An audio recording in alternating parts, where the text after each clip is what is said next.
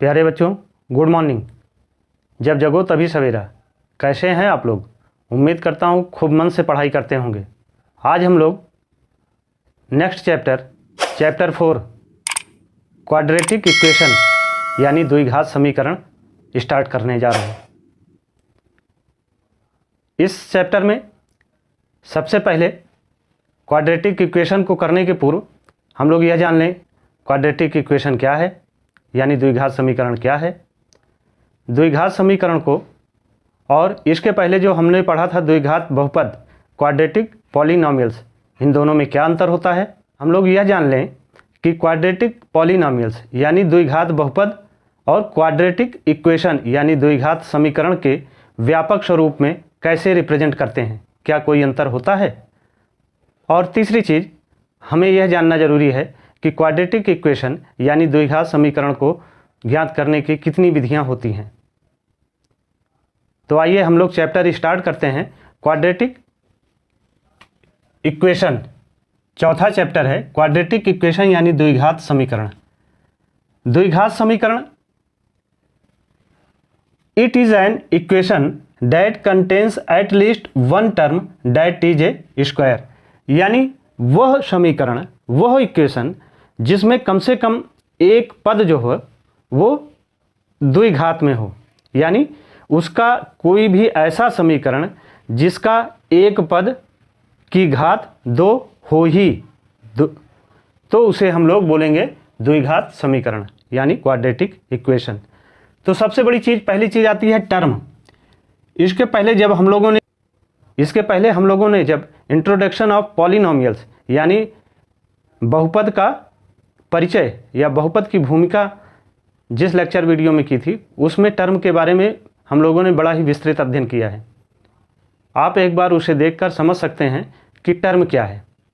Term के बारे में बताया गया था कि एक तो जैसे जो संख्याएं होती हैं वो क्या होती हैं, 1 2 3 4 अप टू सो ऑन, जो संख्याएं होती हैं वो कैसे टर्म होते हैं, वो कांस्टेंट टर्म होते हैं, यानी वो स्थिर पद होते हैं, उनमें परिवर्तन नहीं हो सकता है, वो अपरिवर्तनीय होते हैं। और दूसरा होता है वेरिएबल्स, को हम इंग्लिश के अक्षरों द्वारा व्यक्त करते हैं, जैसे X Y Z up to so on, P Q R S T, कुछ भी हो सकता है। तो जब इन्हीं कांस्टेंट टर्म और वेरिएबल्स, मान लीजिए हमने कांस्टेंट में लिया 2 को और वेरिएबल्स को लिया x, तो यानी ये क्या हो जाएगा, ये हो गया 2x। तो 2x क्या है, यह एक टर्म है। और मान लीजिए फिर हम लिख दें +2, यानी 2x + 2, तो ये क्या हो जाएगा, यह आप देखिए चूंकि यहाँ x क्या है, वेरिएबल है, और 2 क्या है, कांस्टेंट है, नॉन वेरिएबल है। एक्चुअली आप ये देखिए कि 2 भी एक टर्म है, केवल 2 भी एक टर्म है, x भी एक टर्म है और 2x भी एक टर्म है। मान लीजिए इस 2x + 2 कर दें हम, तो चूंकि यहाँ x की पावर क्या है, x की पावर 1 है, जहाँ पर भी वेरिएबल्स की पावर 1 होगी तो उन्हें क्या बोलेंगे, उन्हें बोलेंगे लीनियर यानी रैखिक। और यह क्या है, ये पॉलिनॉमियल्स है। 2x + 2 क्या है, यह एक रैखिक बहुपद है, लीनियर पॉलिनॉमियल्स है। क्यों? क्योंकि यहाँ पर वेरिएबल्स जो x है उसकी घात, उसकी डिग्री कितनी है, 1 है। और यहीं पर अगर इस वेरिएबल्स x की डिग्री 2 हो जाए, यानी 2x² + 2 हो, तो यह क्या हो गया, यह लीनियर के बजाय क्या हो गया, क्वाड्रेटिक हो गया, यानी रैखिक के बजाय द्विघात हो गया। ठीक ना। तो इसे क्या बोलेंगे, इसे बोलेंगे क्वाड्रेटिक पॉलिनॉमियल या द्विघात बहुपद। इन चीज़ों को हम लोग पढ़ चुके हैं। तो क्वाड्रेटिक पॉलिनॉमियल्स और क्वाड्रेटिक इक्वेशन में क्या अंतर होता है, यह जानना जरूरी है। क्वाड्रेटिक पॉलिनॉमियल्स को केवल 2x² + 2 के रूप में लिखा जा सकता है, और जबकि क्वाड्रेटिक इक्वेशन के लिए जरूरी है कि किन्हीं भी पदों के बीच में इक्वल साइन होना चाहिए, यानी बराबर का चिन्ह होना चाहिए। जैसे यहाँ पर है, यह है 2x² + 2 = 0 लिख देंगे तो यह पॉलिनॉमियल नहीं होगा, बल्कि अब यह क्या हो गया, इक्वेशन हो गया। बात समझ में आई। तो यानी यह द्विघात समीकरण हो जाएगा जब हम इस पॉलिनोमियल्स को इक्वेशन के रूप में लिखने के लिए बराबर का साइन लगा देते हैं। दूसरी चीज, इन्हीं वेरिएबल्स में जब पावर 1 होगी तो उन्हें लीनियर इक्वेशन, जब किसी वेरिएबल्स की पावर 2 होगी तो उन्हें क्वाड्रेटिक इक्वेशन, जब वेरिएबल्स की डिग्री 3 होगी तो उन्हें क्यूबिक इक्वेशन, और जब वेरिएबल्स की पावर 4 होगी 4 होगी तो उन्हें बाई क्वाड्रेटिक इक्वेशन बोलेंगे। और दूसरी महत्वपूर्ण चीज़ ये है कि चाहे वो पॉलिनोमियल्स हो और चाहे इक्वेशन हो, दोनों जगह जो वेरिएबल्स होंगी वो केवल एक ही होंगी, या तो x होगी या y होगी या z होगी, जो भी होगी एक ही वेरिएबल्स विभिन्न पदों में, विभिन्न टर्म में होगी। ठीक ना। इक्वेशन को क्वाड्रेटिक रूप देने के लिए हम लोग देख सकते हैं, जैसे हम लोग किसी भी स्क्वायर का यानी वर्ग का एरिया निकालते हैं या क्षेत्रफल निकालते हैं तो क्या होता है, साइड इंटू साइड यानी भुजा स्क्वायर यानी ए स्क्वायर। तो जब दो भुजाओं को एक साथ मल्टीप्लाई कराया तो वो स्क्वायर फॉर्म में आ गई, और वो स्क्वायर फॉर्म में आ गई तो वो क्या हो जाएंगी, वो क्वाड्रेटिक हो जाएंगी। अब इसके बाद आइए हम लोग देखते हैं कि मान लीजिए हमने कोई एक रेक्टेंगल लिया है, यानी एक आयत लिया है, और उस आयत का क्षेत्रफल जो है वो 300 मीटर स्क्वायर है, और जिसकी एक भुजा x है और दूसरी भुजा उसके दुगने से एक ज़्यादा है, यानी दूसरी भुजा 2x + 1 है। x का दुगना करेंगे तो 2x हो जाएगा और +1, तो यानी दूसरी भुजा पहली भुजा के दुगने से एक अधिक है। ठीक ना। तो अगर लंबाई और चौड़ाई दोनों अलग अलग हैं तो वो वर्ग होंगे नहीं, वो आयत होंगे, रेक्टेंगल होंगे। और रेक्टेंगल की एरिया हम लोग जानते हैं निकालना, क्षेत्रफल लंबाई गुणे चौड़ाई यानी L × B।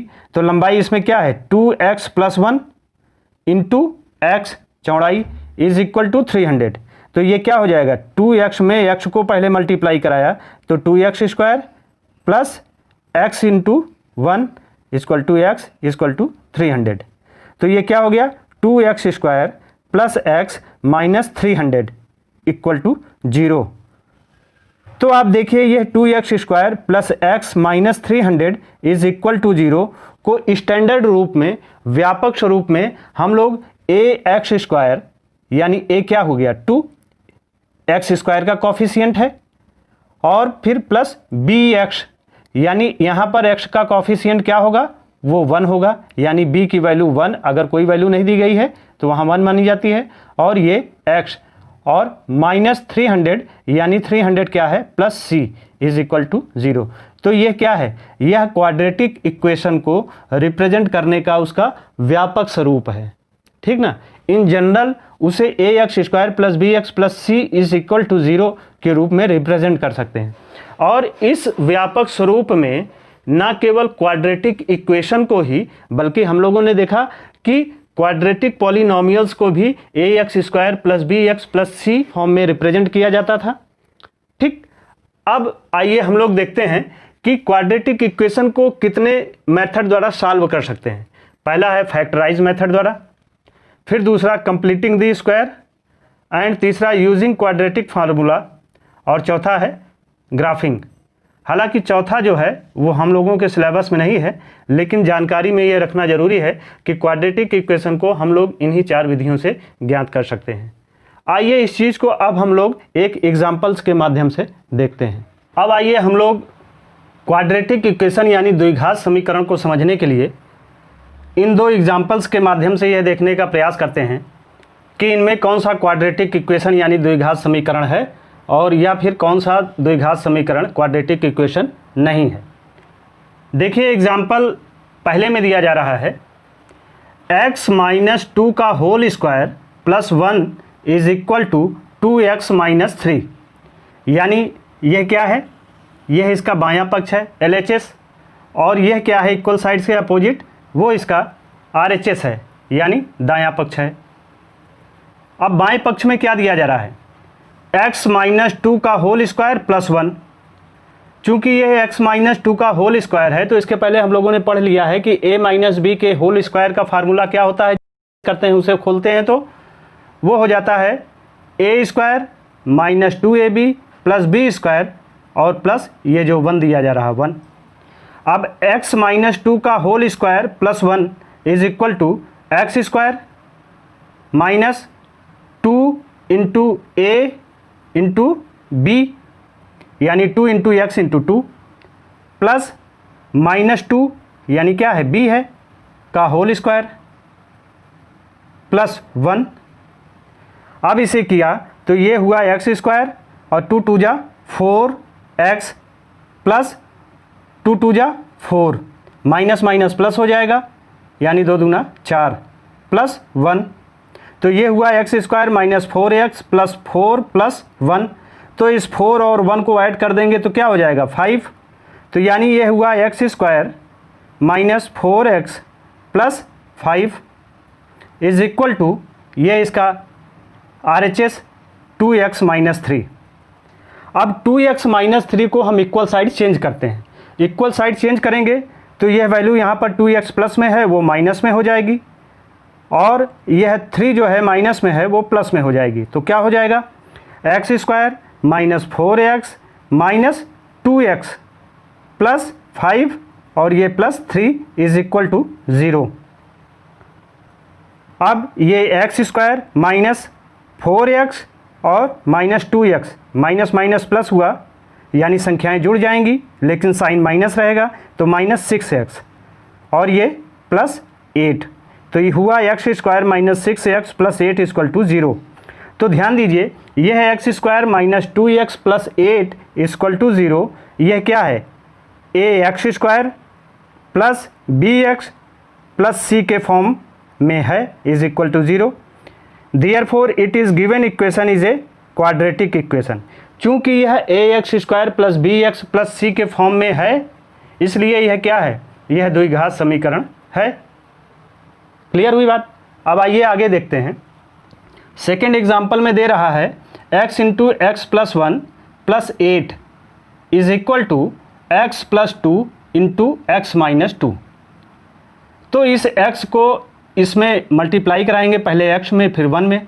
तो x में मल्टीप्लाई कराया तो एक्स स्क्वायर प्लस 1 में कराया तो x बन जाए x और ये प्लस 8, ठीक ना।